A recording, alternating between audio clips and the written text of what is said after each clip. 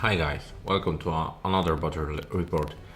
This time I'm doing something new. This will be a battle report with pictures.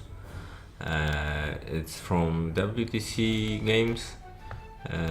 I'm using this technique because all my recording equipment was used for streaming games, so on the games I did not forget. I tried to make some pictures so I can make battle reports later. So this is the last game of the event. I played against Brian Marino. He's a member of Team USA and he was playing twins into me. So I chose Nemo3. He is my General Legion drop, and well, I played on this tournament Legion twice before, so this is a third game against Legion, and I was doing pretty well, and yeah, I was hoping that I will manage this time as well. So I deployed pretty symmetrically. I don't know where my opponent is going to put his attack, and Legion is pretty fast, so they can switch sides pretty quickly, so the symmetrical deployment is probably the right way to go. Otherwise you can get outmaneuvered pretty fast. So this is my first turn and my opponent's first turn.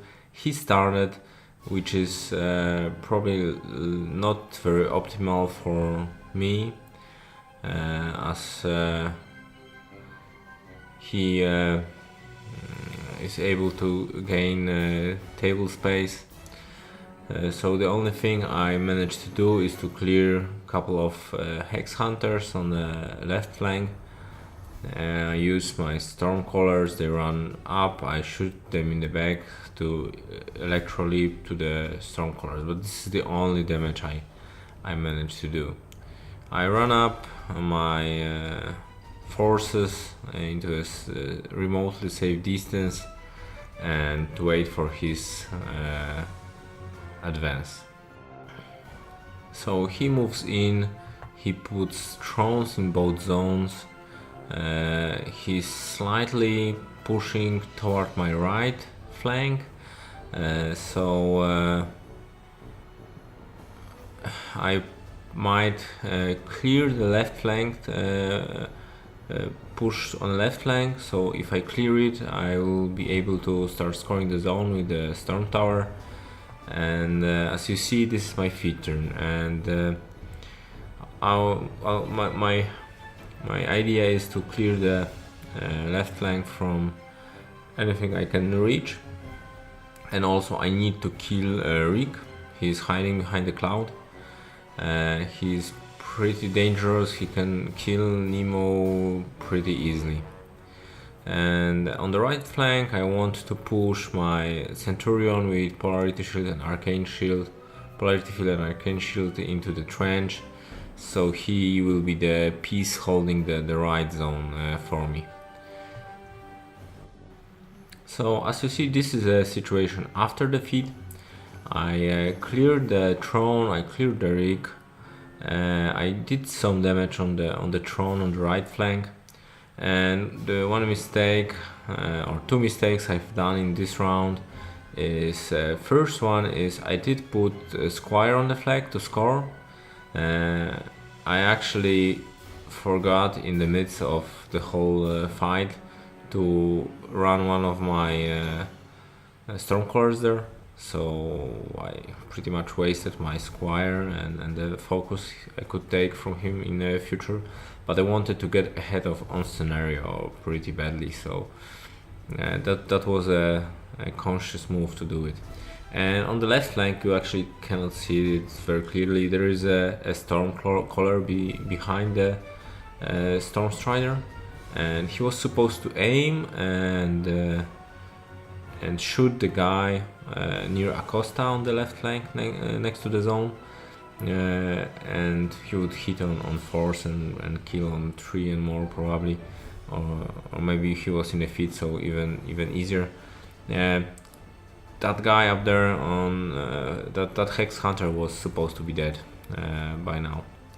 But I forgot to activate that Stormcaller, and it will be painful, a bit painful because of that I forgot this.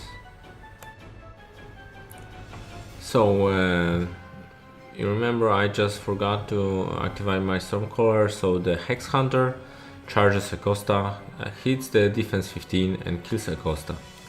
So I'm really unhappy about that turn of event, but what can I do? So my opponent now gets in with Rhyas, kills my Firefly on the right flank, and damages Centurion, but not killing it. I actually have left Nemo on quite a decent camp, so he cannot trivially try and assassinate me. So Brian was considering for a moment assassination run, but he decided against it this round. And this round also the Firefly on the left flank dies as well. Zuriel charges him and kills him. So Zuriel is in my zone, and Rhyas is and the throne are in the other zone. Otherwise, on attrition wise, I'm pretty okay. I lose the Squire and some callers, but except Fireflies, nothing major. So this is the moment when I started doing mistakes. So Azrael and Rhyas, they were pretty deep into my territory, so I needed them both to die, and this is where I made the activation mistake. So on the left flank I shot a tower, I charged my battle engine into Zuriel, and hit him, shot him, and then charged my Laddermore into him. And then I repositioned Laddermore onto the flag to keep on scoring. And this was actually first. I shouldn't charge Zuriel at that moment. I should have first kill Rhyas, so he loses stealth, and first shoot at him with everything I can shoot at. So this was my first mistake. I started charging, so anything that shot him later on had a higher defense because of the melee. And then the second mistake I done right here and there, I repositioned my Laddermore into the cloud. I somehow thought that cloud can only be seen in 3 inches. It's because I never played with cloud so big, like 2 forests or something, so it never came up actually. And Brian actually thought the same as me, so we both were in we both made the same logical error at that point. So continuing my mistakes on the right flank, I moved up my Centurion that was fully loaded by Nemo. The mistake number X. I did not move Finch into leadership range from Centurion, so I could not fully load the Centurion with Nemo with one focus. I had to spend two. And then Centurion killed Rhyas and then killed the throne. But of course, I killed the throne after activating my Storm Strider and shooting at it. Actually, I could have first moved my Centurion, kill Rhyas, kill throne, and then I could see if my battle engine has to shoot the throne, or maybe it can shoot Zuriel on the other flank, maybe electroleap into him or something. So because of that mistake, I have Centurion on 2 focus. So what I can do is polarity field, but actually nothing is going to charge me. The problem is after I shot almost everything into Zuriel, he is now on 5 boxes and in melee. So now I have a choice. I either move or run Nemo, so he's a bit safer from eventual assassination attempt, but then he is in danger from Zuriel. So I decide very grievous mistake. I aim with Nemo and shoot Zuriel down. So this is a picture afterwards. I did not take a picture of next round. But what happens is basically Brian decides for assassination run. He activates his Seraph. Seraph flies up, hits Nemo. He rolls 2 shots. So the first shot marks him. He is now defense 12, and I think he took some damage or spends his fury. He's on his focus. He's only on 2 camp. And then somebody mentions as Brian measures 3 inches into the cloud that you can actually see anywhere into the cloud. So he charges in Saeryn, feeds Rhyas back within 5 inches, and Rhyas kills Nemo.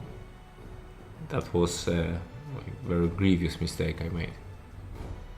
So remember, kids, always leave your caster on higher camp, and never leave it if you play against twins. Never leave him within 19 inches of Saeryn, because that's the distance. Is if she has Seraph and can slipstream, that means she will be able to charge total distance of 14 inches, feed Rhyas within 3 inches of herself, and Rhyas has 2 inches reach.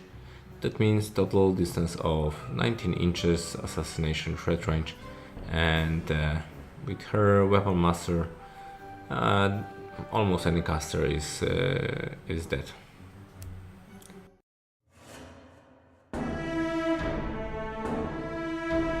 So thank you for watching. I hope you liked it.